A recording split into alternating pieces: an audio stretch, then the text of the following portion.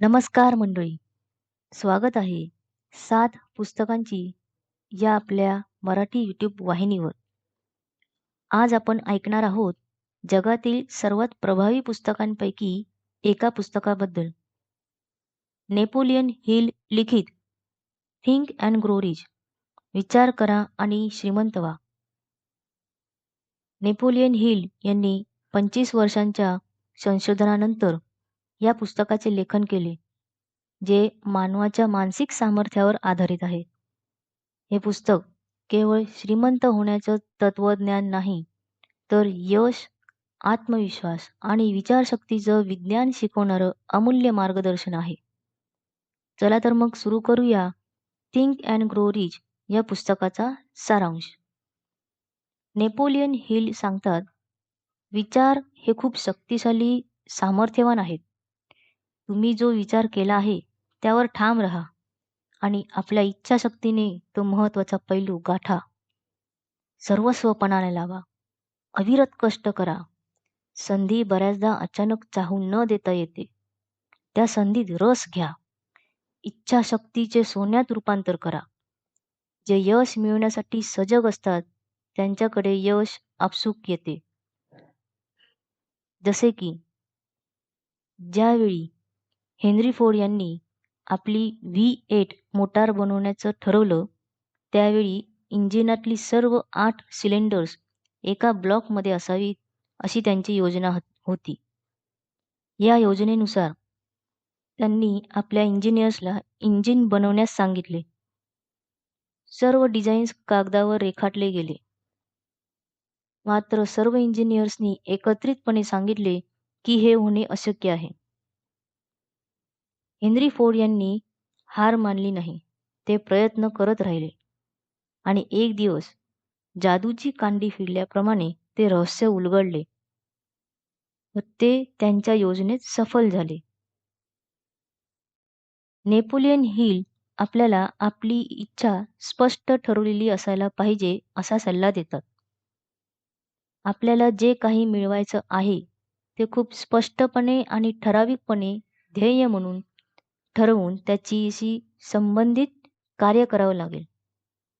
इच्छेची तीव्रता आणि निष्ठा यांमुळे तुमचं लक्ष साध्य करण्याच्या मार्गावर तुम्हाला गती मिळेल.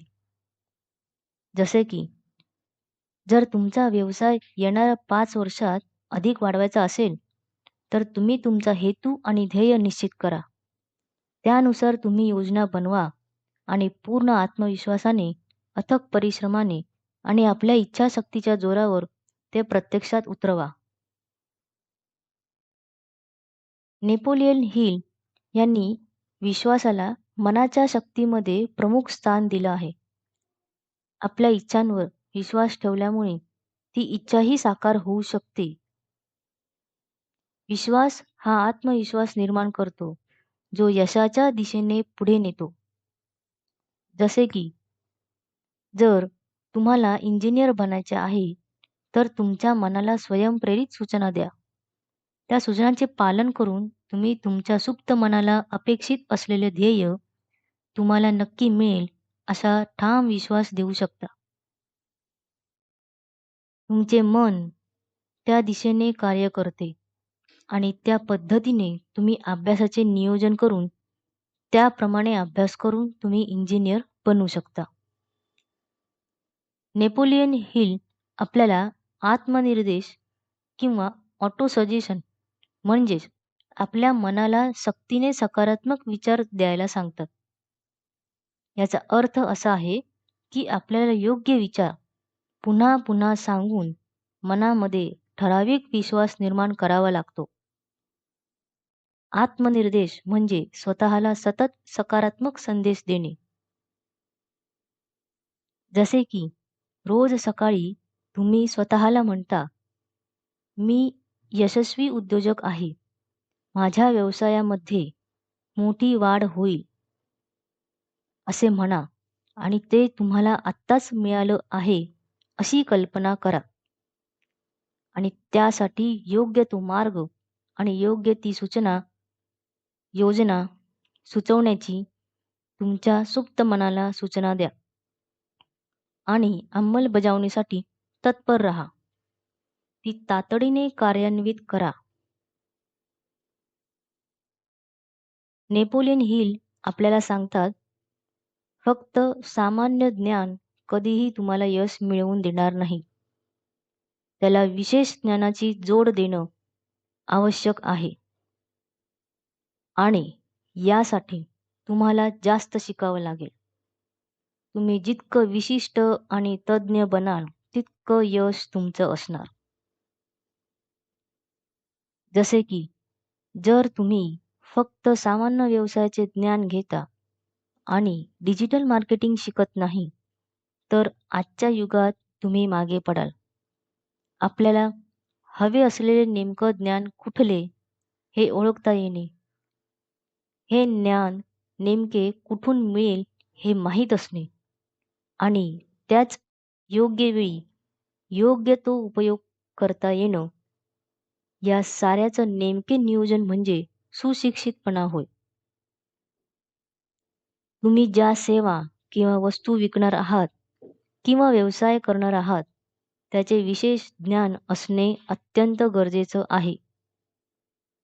विशिष्ट ज्ञान घेऊन तुम्ही आपल्या व्यवसायात इतरांपेक्षा वेगळे ठरवू शकता. नेपोलियन हिल सांगतात, यश मिळवण्यासाठी तुम्हाला तुमच्या कल्पकतेचा वापर करावा लागतो. कल्पकतेच्या सहाय्याने तुम्ही नवीन विचार आणि योजना तयार करू शकता, ज्यामुळे तुमचं ध्येय पूर्ण होईल. जसे की जेव्हा रतन टाटांना एक छोटं कुटुंब अनिश्चितपणे स्कूटर चालवताना पाहून चारचाकी इंधन कार्यक्षम पर्याय डिझाईन करण्याची प्रेरणा मिळाली आणि नॅनो कार तयार केली. कारण त्यांनी कल्पना केली की प्रत्येक भारतीय कुटुंबाला कार परवडली पाहिजे. ती कल्पना वास्तव बनली. नेपोलियन हिल यशासाठी योग्य योजना बनवणे आवश्यक असल्याचं सांगतात. ही योजना व्यवस्थित आणि विचारपूर्वक तयार केली पाहिजे आणि तिच्या कार्यवाहीला गती देण्यासाठी खूप कठोर परिश्रम केले पाहिजेत.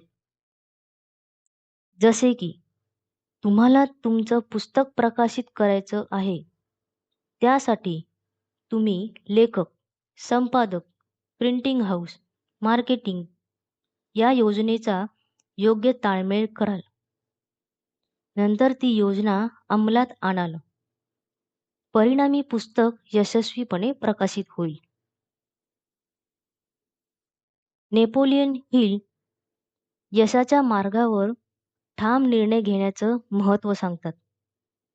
संकोच आणि विलंब यामुळे तुमच्या उद्दिष्टापर्यंत पोहोचण्याचा मार्ग अडचणींनी भरलेला असतो. कठोर निर्णय आणि जलद कार्यवाहीची आवश्यकता आहे. जसे की तुम्हाला नोकरी करायची की व्यवसाय करायचा आहे, या विचारात गुंतून न जाता एक ठोस निर्णय घ्या. ठोस निर्णयावर ठाम राहिल्याने वेळ वाचतो आणि आपली पुढे योजना प्रभावी होते. नेपोलियन हिल यशाच्या मार्गावर दृढतेची महत्त्वाची भूमिका ठेवायला सांगतात. यशाच्या मार्गावर अनेक अडचणी येतील, पण दृढतेने त्यांना पार करणं आवश्यक आहे. जसे की थॉमस एडिसन यांनी बल्ब बनवण्यासाठी 1000 वेळा अपयश आलं, पण त्यांनी हार मानली नाही. बल्ब बनवण्यासाठी प्रयत्न करत राहिले आणि जग उजळलं. नेपोलियन हिल मास्टरमाइंड म्हणजेच सहकार्य आणि संघटन शक्तीविषयी सांगतात. जेव्हा लोक एकत्र येऊन एकमेकांना मदत करतात, तेव्हा एक मोठी शक्ती तयार होते. म्हणजे इतर लोकांच्या विचारांना आणि आपल्या शक्तीला ध्येयाच्या मार्गात समाविष्ट करा आणि आपल्या प्रगतीचा वेग वाढवा. जसे की टाटा, बिर्ला, अंबानी या सर्वांनी आपल्या व्यवसायात तज्ज्ञ लोकांची टीम तयार केली. त्यांच्या सल्लामसलतीने आणि प्रयत्नांनी आपलं साम्राज्य उभं केलं. नेपोलियन हिलने सांगितले की प्रेम आणि लिंगशक्ती साधारणतः तल्लख आणि प्रगल्भ व्यक्तिमत्व निर्मितीसाठी आवश्यक आहे. लिंगशक्तीला उच्च भावनात्मक आणि मानसिक स्थैर्य प्रदान केल्याने सर्जनशीलता वाढते. प्रेम आणि आकर्षणाची ऊर्जा योग्य दिशेने वापरली तर ती प्रेरणादायी बनते. ही ऊर्जा सर्जनशीलतेत, कल्पकतेत रूपांतरित करा.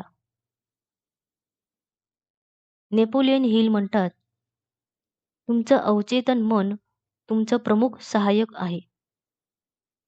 ते तुमचे विचार व तुमच्या भावना साकारतात. त्यावर तुमचं नियंत्रण असल्यानं तुम्ही त्याला योग्य दिशा देऊ शकता. तुम्ही जर सतत सकारात्मक विचार करत असाल की मी आर्थिकदृष्ट्या सुदृढ होणार आहे, तर अवचेतन मन त्या दिशेने योजना बनवते आणि संधी शोधते. नेपोलियन हिल म्हणतात, मस्तिष्क ही एक अशी शक्तिशाली यंत्रणा आहे जी इतर लोकांसोबत संवाद साधण्यासाठी, विचार निर्माण करण्यासाठी तसेच ऊर्जा प्रवाहित करण्यासाठी वापरण्यात येते. मस्तिष्क हे असे रडार आहे जे सुसंवाद साधण्यासाठी आणि ऊर्जा मिळवण्यासाठी कार्य करतं. मस्तिष्क हे एक प्रकारचं रेडिओ स्टेशन आहे. ते आपल्या विचारांची लहरी प्रसारित करतात. आपण जसे विचार करतो तसे त्याचे परिणाम आपल्याला मिळतात.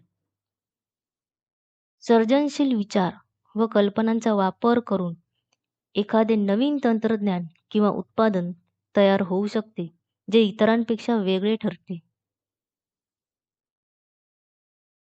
नेपोलियन हिल यांनी सांगितले आहे की सिक्स सेन्स म्हणजे आपल्या अंतर्ज्ञानाचं महत्त्व होय. आपल्या अंतर्ज्ञानावर विश्वास ठेवणं, घेतलेल्या विचारांवर विश्वास ठेवणं आणि अनोळखी ध्येयांवर काम करणं आवश्यक आहे. जसे की एखाद्या आर्थिक योजनेत गुंतवणूक करावी की नाही याचा विचार करून योग्य तो निर्णय घेता, त्यामुळे तुम्हाला फायदा होतो. शेवटी नेपोलियन हिल यांनी यशाच्या मार्गावर येणारे अडथळे कसे पार करावेत याबद्दल सल्ला दिला आहे. यामध्ये नकारात्मक विचार, फोबिया, संकोच आणि इतर समस्या येतात. जर कधी तुम्ही व्यवसायात फसलात तर थांबून राहू नका. त्या अपयशातून शिका आणि पुढे चालत राहा. सतत सकारात्मक दृष्टिकोन ठेवल्याने अडथळे पार होतील.